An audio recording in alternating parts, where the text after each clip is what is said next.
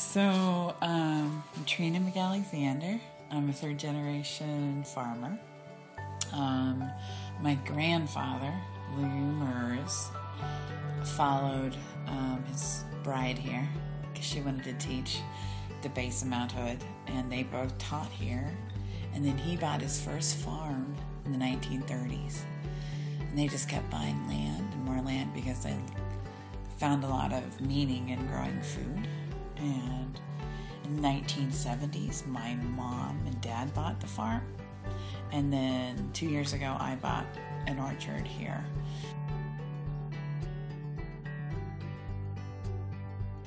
Well, growing up on a farm is magic.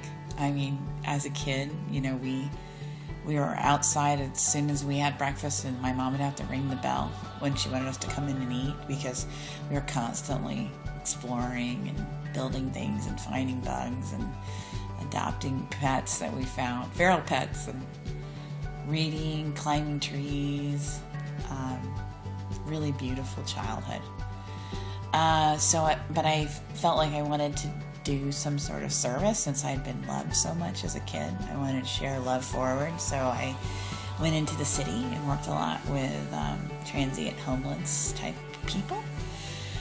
But the whole time I was saving $200 a month because I wanted to buy the farm. So from age 22 to 37, I saved money. Tending trees and planting seeds and caring for soil is actually really nurturing and like food for my soul. I find a lot of satisfaction in my job. It's really personal work.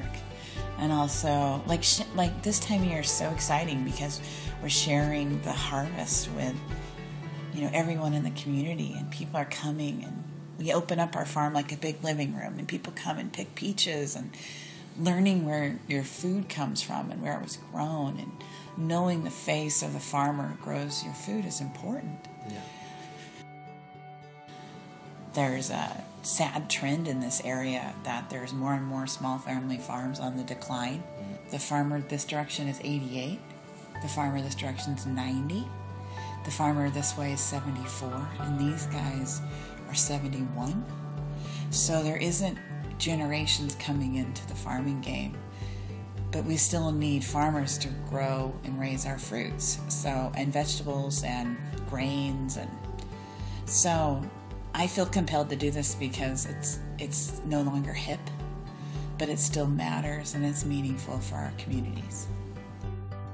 The bulk of our fruit on our farm goes less than 10 miles away to families down the street. I think probably our number one value is we're a multi-generational farm. So the trees on this farm, some of them are over 100 years. So they're going to outlive us. And the beauty of farming is we want this farm to keep going on for many generations to come. Sustainability matters, raising fruit in a way that doesn't harm the river. We live right next to the Middle Fork of the Hood River. We don't want to harm, the insects that live here, the birds that are here, all of the natural habitat. So sustainability. Number 3, affordability.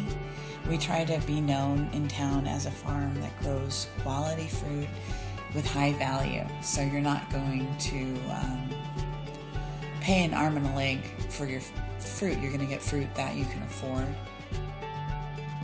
I think there's a whole movement right now of younger people that are they get that there's actually this calling to farm so that you can raise fruit for your community or food, because eventually, if there's not small family farms, everything gets shipped in.